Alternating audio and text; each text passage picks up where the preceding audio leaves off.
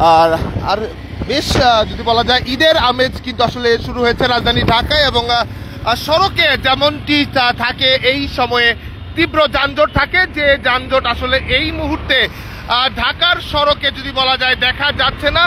সেটি খুব অন্যরকমই একটা ঢাকার যানজট ছাড়াই মানুষ কিন্তু আসলে ইতিমধ্যে যাত্রা শুরু করেছে, এমনটি কিন্তু আমরা লক্ষ্য করছি। এবং সকাল থেকে আমরা বিভিন্ন জায়গায় গেছি, কেবলমাত্র বাস টার্মিনালগুলোতে ছাড়া বা মানুষের তেমন ভিড় নেই। এবং যদি বলা যায় গণপরিবহনের কথা, সেই গণপরিবহনও কিন্তু আসলে সড়কে তেমন ভাবে নেই, বলতে গেলে এক ধরনের গণপরিবহন সড়কে নেই।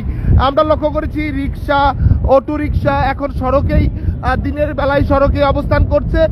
তেমন কোনো ধরনের আপনার সরাসরি দেখছেন এই মুহূর্তে ঠিক মগবাজার যে এলাকাটিতে সরাসরি দেখছেন একদম রাস্তা ফাঁকা রাস্তা, একদম গণপরিবহন নেই বললেই চলে। একটি দুটো বাস আসলে সেগুলো গাজীপুর থেকে ঢাকা যে ছোট ছোট বাস, এবং আপনারা সেই চিত্রটি কিন্তু আমরা এখন পুরো রাজধানী জুড়ে একই চিত্র আসলে লক্ষ্য করছি। গণপরিবহন বাস নেই এবং এক ধরনের শূন্য রাস্তা শুরু হয়েছে, যা হয়তো বা আরো একদিন দুদিন পর মানে ঈদের দিন থেকে ঈদের পর দিন পর্যন্ত গেলে এই সড়কটি আরো ফাঁকা দেখা যাবে। কেননা নগরবাসী ঈদের ছুটিতে কিন্তু যেমন গ্রামের বাড়িতে গিয়েছে এবং ঢাকা ছেড়েছে, কিন্তু সেই সংখ্যাটা কিন্তু অনেক ঈদের ছুটিতে যারা ঢাকা ছেড়েছে। দর্শক, আপনারা দেখছিলেন যে ঢাকার যে ঈদের ছুটি উপলক্ষে মানুষের বাড়ি ফেরার যে ঘটনাটা কিছুক্ষণ আগে লাইভে দেখছিলেন, যে বাস টার্মিনাল এবং রেলওয়েগুলোতে যে মানুষ তার নারীর টানে বাড়ি ফেরার যে গল্পটা, সেগুলো কিন্তু আপনারা দেখছিলেন। যেমন ভোগান্তি রয়েছে,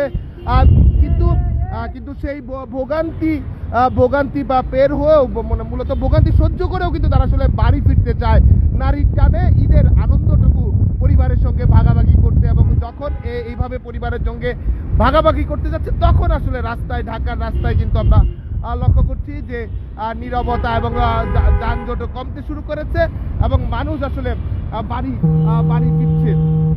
দর্শক, এই ছিল আমাদের কাছে। পরবর্তী আপডেট পেতে দেশ সমান্তরের সঙ্গেই থাকুন।